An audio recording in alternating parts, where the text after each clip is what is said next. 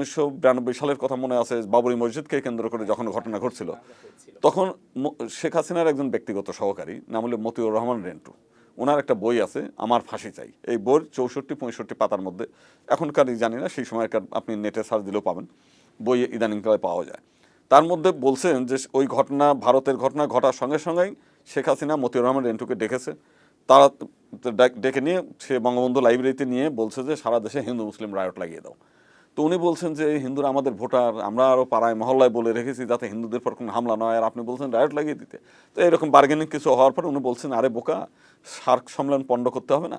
তাছাড়া জাহানারা ইমাম যেভাবে দিনকে দিন মুক্তিযুদ্ধের ধারকবাহক হয়ে যাচ্ছে, এটা তো আমার নেতৃত্বের প্রতি হুমকি।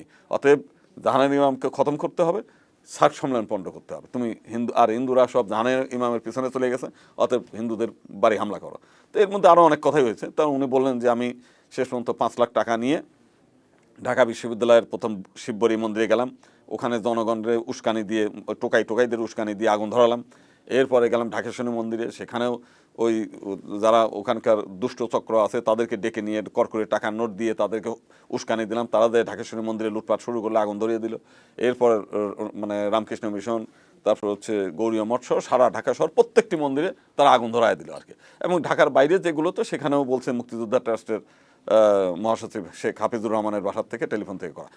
তো এই যে বিষয়গুলো, তার মানে হচ্ছে শুধু এই ঘটনা না, আপনি যদি নাসিরনগরের ঘটনা, সেখানে আওয়ামী লীগ জড়িত, কুমিল্লার ঘটনায় বাহার জড়িত, প্রত্যেকটি ঘটনার সঙ্গে আমরা দেখেছি যে আওয়ামী লীগ এই ঘটনাগুলো ঘটায় মাইনরিটিদের ঘাড়ে চেপে তাদের রক্তের উপর দিয়ে সে ক্ষমতায় থাকতে চায়।